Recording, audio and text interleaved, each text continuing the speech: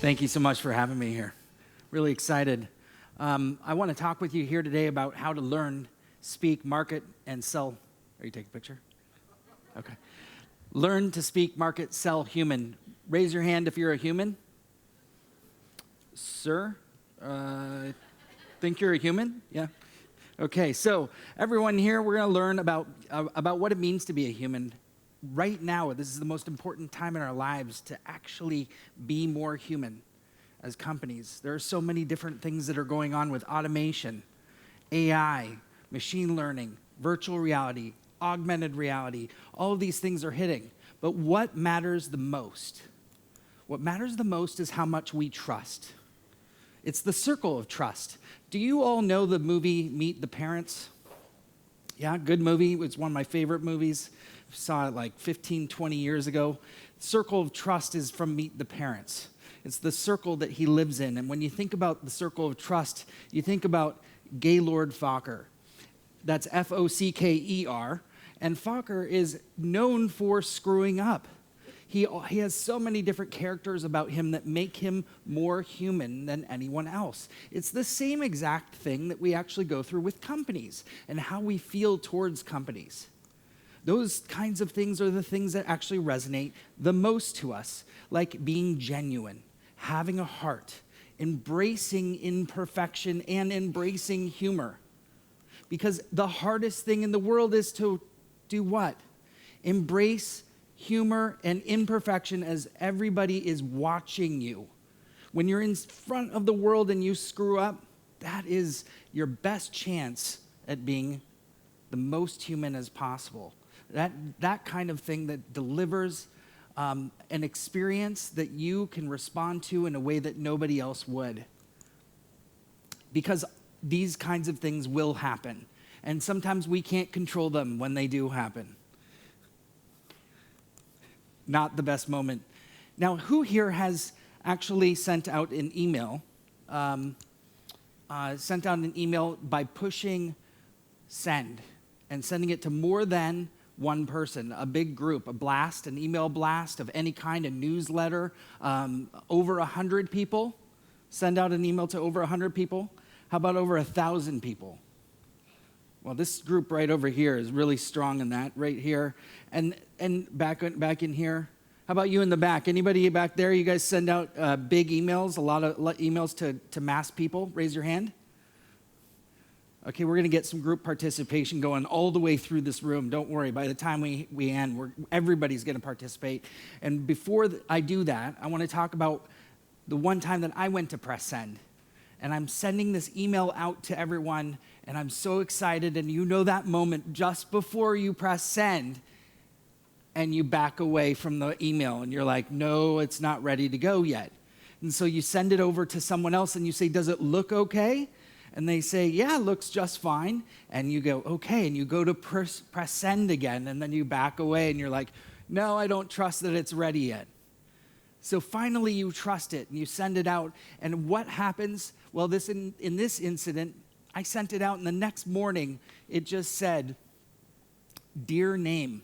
I forgot to take the brackets out so that it said Dear John and Linda and Paul. It just said dear name to 30,000 people. Oh, so I was sitting there the whole time going, oh my gosh, what am I going to do? This is a big deal to me. Well, what better time in this moment to be human? So the next day I sent out an email that said, dear name, just kidding, we know your name is Dave.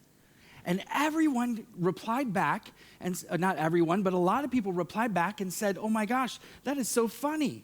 I mean, Bryan, I love you more now than I did before. I know you're more human. You're actually making mistakes and you're correcting them in real time, using humor in this case. I mean, Bryan, way to save the day. Honestly, I didn't even notice. Oh, great.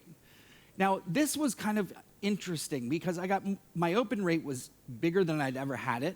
My click-through rate was higher than I'd had it, and my sales were doing even better. So I was thinking, man, maybe I should screw up a little bit more. I'm not going to do that. Now, about 6 years ago, I had the pleasure of giving a keynote on stage, and I had this up behind me. It was called There's No More B2B or B2C. It's H2H, human to human. And this was something I've been talking about for 10 years. I've been talking about how to embrace being more human in everything that we do. How the different ways that we do that in user experience, in our everyday lives, both inside of our companies, inside of our work, and outside in our personal lives. Because they're both connected. Everything in life is connected together, and that's what makes us more human. There are 3 things that actually go into becoming the most human company you can be. The first one is simplicity. Does anybody here know what brand is super simple? They embrace simplicity? Yell it out.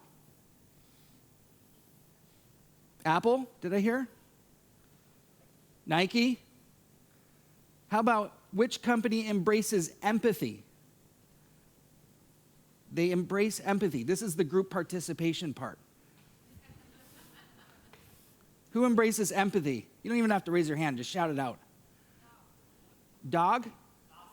Dove, better than dog. Dove, for sure, right? Yeah? And then the last one, there's a cameraman back here.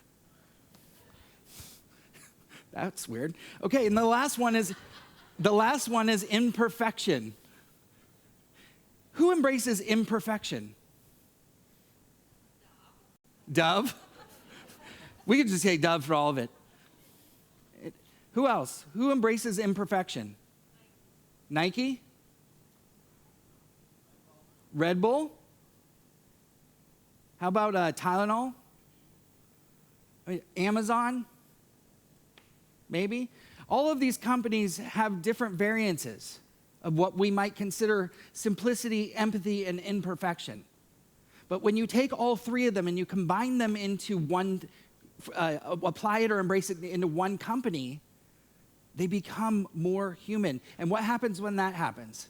We become more endeared to them because these are the things that we love in other people. So that's what we love about companies, when they actually take on these human traits. Now, when we are at our most human and we're actually leaning into simplicity, empathy, and imperfection, there are certain times when things start to go off. We might call them going viral, taking off, doing well. Companies might do something and it just affects so many different people. Well, the best way that I can explain that is through the wave. Has anybody here been in the wave in the stadium? Raise your hand if you've been in a wave. Okay, that's a lot of people that has not been in a wave. So who over here was not in a wave? All right, sir, or ma'am, right there. Yes, I'm gonna ask if I can get your help. Okay, you're gonna be in charge of getting the entire room to do the wave. Okay, here we go. Go ahead and stand up. Move over to the left. See, I can't see too well, so I'm looking at, thank you. So you're gonna be in charge now. So you have to get the room to stand up, sit down, and go all the way across, and then come all the way back. Are you ready? All right, go.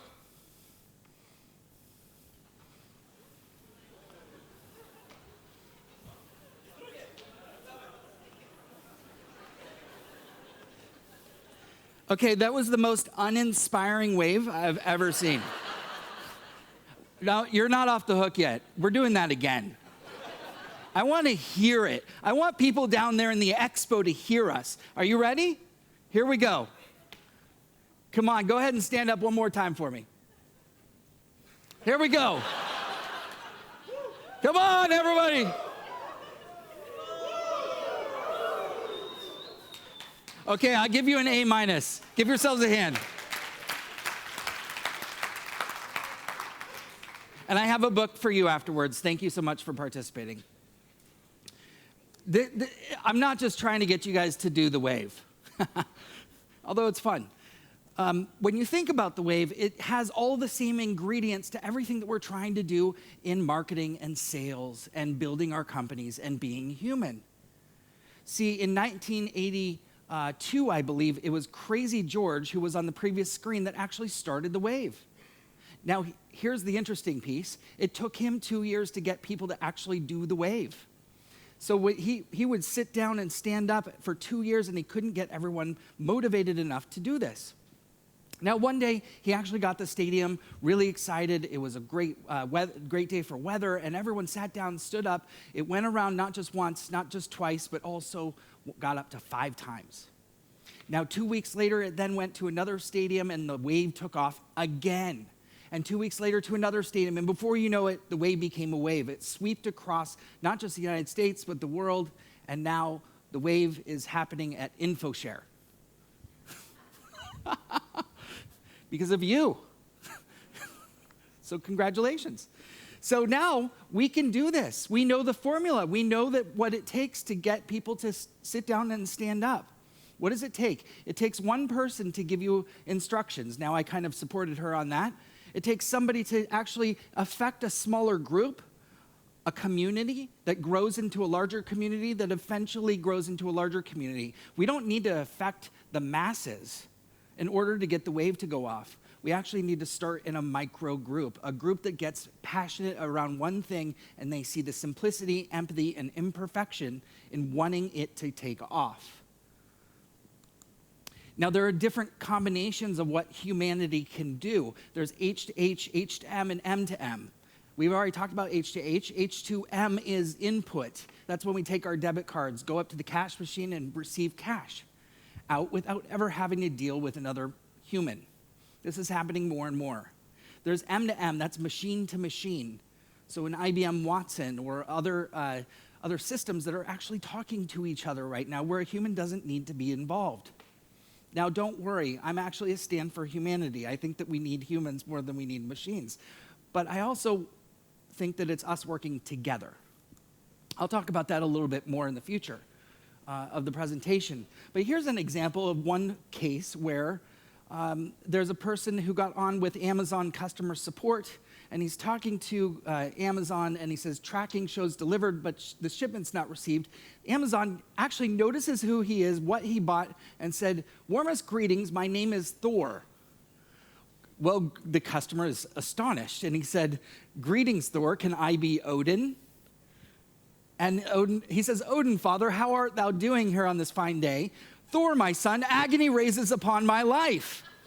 This is outrageous. Who dares defy the All-Father Odin? What has occurred to cause this agony? I can't believe this is actually happening. I'm afraid the book I ordered to defeat our enemies has been misplaced. How do we keep Valhalla intact? And they ship a book. 24 hours later, this becomes a thing on the internet, and customer service is becoming more personalized. People are paying attention to what you buy and having the autonomy to be able to have conversations like this that makes a difference. That's the kind of thing that actually keeps you coming back to a company. And who has that better than anyone else? Humans. So again, I ask, is it humans versus machines, or is it humans and machines working together? Because right now, like we had on that Amazon example, we have a constant stream of communication. That customer service channel does not shut down. It's open 24/7. But personalization is something that happens between humans in that most unique way that I just showed you. So on the opposite end, we're dealing with examples here of how we actually are treating our customers. We're putting them through a funnel. We're putting them through different sub-funnels, different ways that they receive information. We've built these complex systems, which this is a typical value optimization system right here. In fact, it's being used by Starbucks and McDonald's. How does it work? Well, right here we have the traffic sources that sends you public information. It goes into a lead magnet. That lead magnet goes to a tripwire, a core product, or a profit maximizer, which goes into a follow-up series that determines your product market fit and then eventually sells you the product. Maybe you get an upsell, maybe you don't. It'll ask you again 2 weeks later, and then you go back through the funnel again. That's basically what we're doing to our customer. Why would the customer want to buy from us in this process. We've overcomplicated the process. We're not making it personalized and exciting and fun and simplistic and engaging for the customer. What they're really doing is they're offering a tripwire, which is basically the kids' meal. It's the little toy inside of a McDonald's meal. They're offering the core product, which is the Big Mac, and then they offer the profit maximizer, which is the upsell or the supersize it. The same thing happens at just about every business. This isn't just about consumer, it's also happening in B2B. We have all of these same mechanisms in place. But if you were to take all of that and you were to boil it down into three succinct things, it's these three steps that we're creating. We're creating awareness, we're creating omnipresence, and intimacy. Awareness is they don't know who you are. We need to get them to know who you are. Omnipresence is they now know who you are. Now you have to earn their trust. And the third thing is intimacy. You now have earned their trust. You can get a little bit closer and personalize things so that they want to stay around for a long, long time. Now, Walt Disney actually is notorious for this. If you look at the Disney case study, he actually did and looked at the future of Disney, all of the Disney properties in this one little napkin. He drew this napkin in 1962, I believe. The writing is so small. And he actually went in and he drew in all of the different ways that you can actually touch each in every individual brand. Everything from creative talent studio, theater films, merchandising, licensing, publications, magazine, comic strips, art corners, 16 millimeter films. Everything is in here the way he envisioned it, and now it is that way today. Now, obviously, it's grown beyond what he envisioned, but the underlying approach is that the way that you interact with humans in his business, in the Disney business, is the same.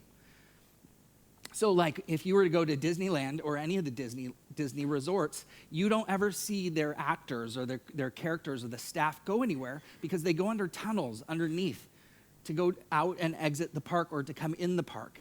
He designed that from day one. He designed all of the different interactions into how he saw customer and human experience running. And what it comes down to is, again, how you interact with the brand. The intimacy and exchange of delivery in a moment and the way that that person then shares out the experience becomes unique to each person. You can be at Disney and have a totally different experience than the person next to you. And you're willing to share it if the experience is over and above everything that you thought it would be. And now we're creating shareable, more shareable experiences. Because at the end of the day, that's what humans do. We connect and we share. We connect and we share. And if you give them a reason to share, they're going to share it from the top of the mountains and the rooftops and tell everybody about it. That's the coolest thing that we can do, is give them a reason to share. Now, if you've been to Disneyland, then you know that on the Cars ride, you can drop down at the end. And I was in the Cars ride. That's my daughter in the front center. And for a brief moment, the Cars ride turned my daughter into Jesus. Her hair went down the bottom line of her jaw on the upper lip, on her upper lip, and she just had this beard for a second. And we were like, "Oh my gosh, this is so funny." And we shared it out. We got some fun laughs. It was humorous. And then I started thinking about how, when we were actually looking at this picture at the end, because they take the snapshot at the end, and I was looking at it going, only I would find this funny, because I know that that's her, and I swear she's a beautiful girl, and we had this unique experience. That's not something that a robot would necessarily do. Humor and shared experiences are left up to us to create and share. Now, there are a lot of different emotions that come with that. I just use humor, for example. But if you look at Paul Ekman, who's an emotional expert, doctor of emotion, with emotional expert stature, he broke it down into six different stages: anger, fear, sadness, disgust, joy, and surprise. Now, I'll skip to the very end of this and tell you, without you having to need to read the report, the 25-page report, which is that if you share with one of these emotions, people will reciprocate with that same emotion more times than not. So if you share with joy, and you can see this on Facebook or on social media, if you share something with somebody, they're gonna share it back in that same reciprocal emotion. Joy for joy, anger for anger, surprise for surprise. We're very predictable in that way, and we can actually use this in our content to create multi-dimensional pieces of content. Now, what we end up doing as companies is we share in one category more times than any of the others. Start to actually create variable content so that people can see that you're multi-dimensional and a more human-driven company. We also share differently as people. As people, we are unique. And the way that we share, we have, not all of us share the same way. So if you look at the 6 different types of sharing, I've got here these 6 different types. And while I'm doing this, if you want to see exactly which type you are, you can go to bryankramer.com/personal brand quiz, and it'll tell you in about 30 seconds exactly which type you are. I've had over 30,000 people take it, and I haven't had just a handful of people out of that saying, I was kind of off. And it's pretty near perfect, given that it's, that size volume. And so I'm really happy with it. I worked with the New York Times data to make that happen. And what it has is these 6 different categories. The first one's altruists. They're heart sharers. The second one is the careerists. Those people are the people that love to share thought leadership. The third one is an early adopter. They like to learn something and then turn around and teach it as fast as it comes out. The fourth one's a boomerang. A boomerang asks questions only to get a response and then to ask another question. Now, these people can also be trolls. So it breaks down into 2 different categories. Connectors like to connect 2 or more people together, and the last one's a selective. The selective actually likes to share privately. They do it behind the scenes. They like to email or phone call or something that's a little bit more secretive. I think there's a little bit of each of this in all of us. So you're not just one of these things. But when you do go to ask somebody to share, you have to realize that they're not going to be if you're asking a selective to share, that's going to be really hard for them to do that. So you have to understand what other people are capable of before you ask them to actually share. So if you're into influencer marketing, you have to pay attention to this, and you can use this model for that. And the success of being human relies on intimacy, on the notion that people will copy others if they think that you're doing something that is making a difference. Now, one time, I don't know if anybody here had a college or high school job. I had a college job working for Domino's. Do you guys have Domino's here? Yeah. And so Domino's, I was a pizza delivery driver in college, and I was hoping to make some money. I went and delivered pizzas, and I did not make any money because it turns out that college students have no money. And so I went to the store one day, and I found these 2 liters of Coke and Diet Coke, 50 cents for 2, and I bought the whole lot. I put it in my Chevy Blazer. I drove around to each person, and it turns out that, well, a lot of college students were stoned, and so they needed the drink more than I ever thought about it. And I delivered this 2-liter to them, and they said, oh my God, this is amazing. This is exactly what I needed. And the joy and the surprise that they had out of that was enough that they would reach into their pocket and start giving me $5 and $10 or triple the amount that they were even in the beginning giving me. And a month and a half later, I got called into the office, and they said, you have to stop doing that. We're getting calls that they're not getting 2 liters from the other drivers. So that was my last day at Domino's. But I was making a lot of money up until then. The point of that is that any company can do what I just said. Not that that was innovative.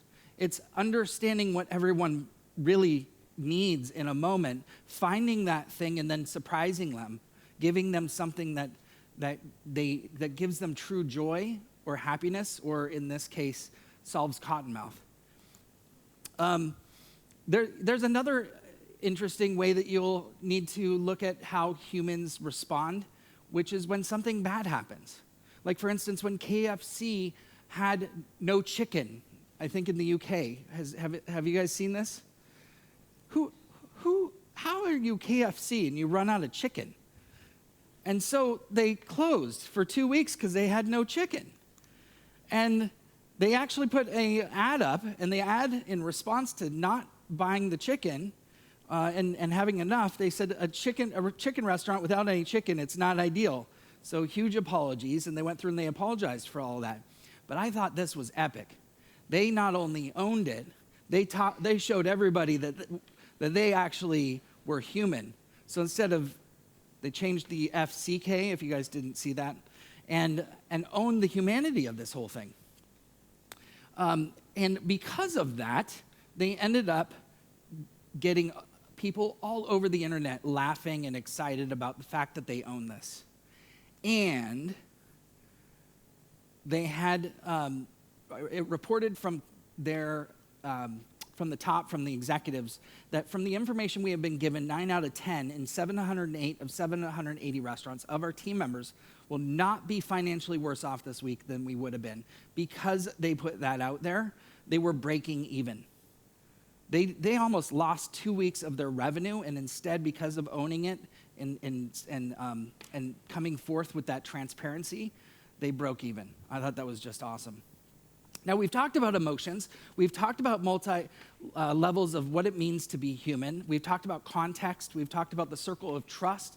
And we talked about how to actually celebrate the moment, the joy and the surprise, and all of the different emotions that come with that. Here's an example of bringing that all together.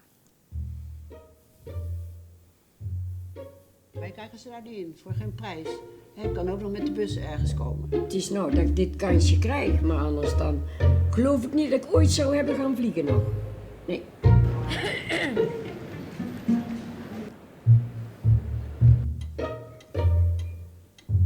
Ik had nooit gedacht dat ik nog ooit zou vliegen. Ik heb het wel altijd gehoopt. Moet je niet uitschillen, hè?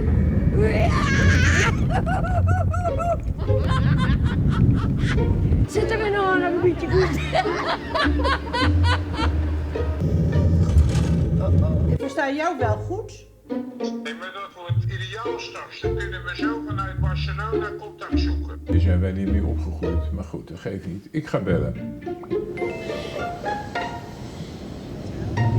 Hé, daar gaat het circus achteruit.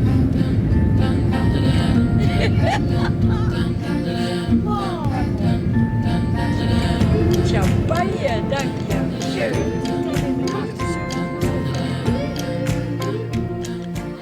Ja, hallo. Nou, het was echt heel mooi. Ja, het was heel erg leuk. Het was heel leuk. Oh, lekker in het zand, hè?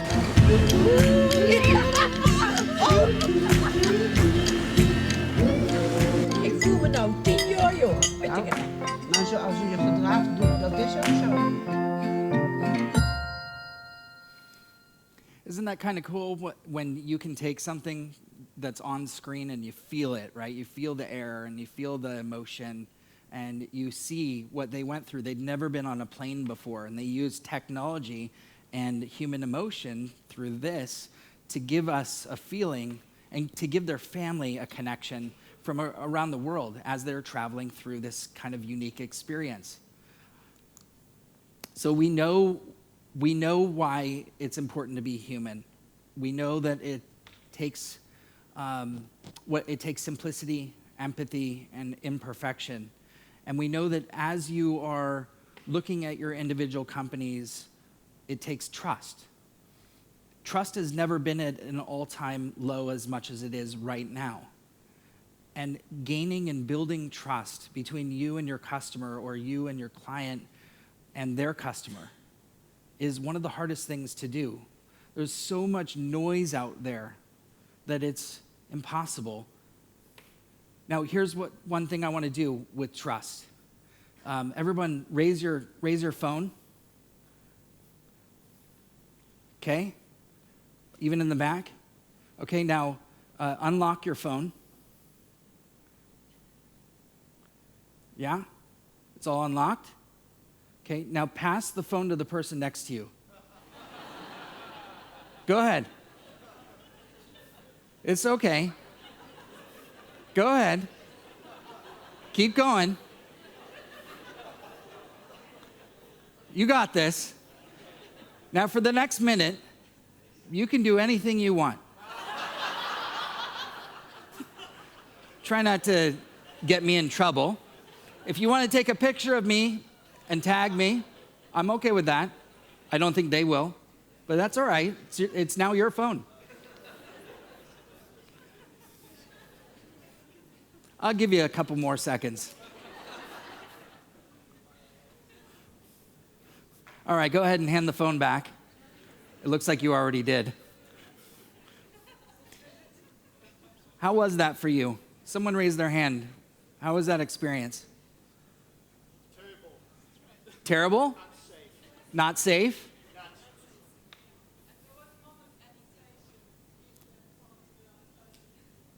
Say it again.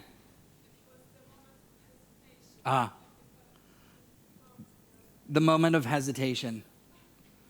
We have these devices that sit in our pockets, purses, bags, and they have our whole lives wrapped up into them. And that one moment you hesitated, you all hesitated, I watched you. You're like, what is this guy doing? and that's what we're living with now. That's the level of trust that I'm talking about. I mean, when I show a picture of something on my phone, I don't let them hold the phone. I hold it. And then if they go to swipe, I go, no, no, no, no. No, you can't. We have so much locked away in our pockets, on our computers, and on the internet. Think about that with the level of intimacy that we need to create with our customer and why they're so locked up and protected. That's what we have to break through right now. So some final thoughts. Build your circle of trust. Remember, it doesn't take a large audience of people to create that trust. We can start in a small community, a small micro influence of influencers or people that are going to have a much bigger impact on the circle around you. Now, if you remember anything that I talked about today, I hope you remember this one. Being human is actually now become your competitive advantage. The more human you are, the more you're going to stand out. The last time that you received a thank you note, a handwritten thank you note in the mail, is probably few and far between. And I'll bet you can count it on one hand. There are opportunities now to be more human and stand out, and they're simple, unique, simple ways that you can do that. Understand your approach and how your approach changes others. The type, that sharing type that I shared with you, remember, not everyone shares the same way. So when you approach someone and you want them to do something on behalf of the company or on behalf of your project, remember, everyone's unique, everyone's different. Embrace the H2H philosophy for deeper intimacy and better conversations. Nothing will ever replace a human connection. At the end of the day, we all want to connect. It's why we share. And that's what's most important. And finally, it's humans and machines working together. I hope that you guys really enjoyed the presentation. I enjoyed serving you today. Thank you so very much. I would love, thank you. Oklaski.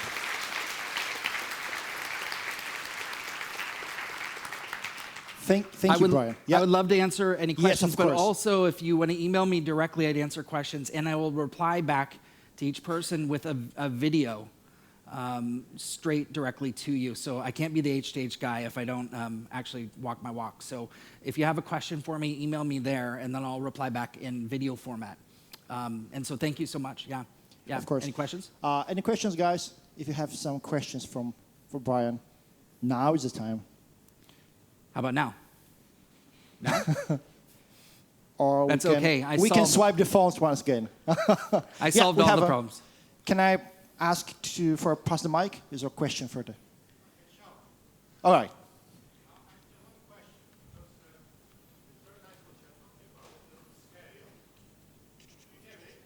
Yes.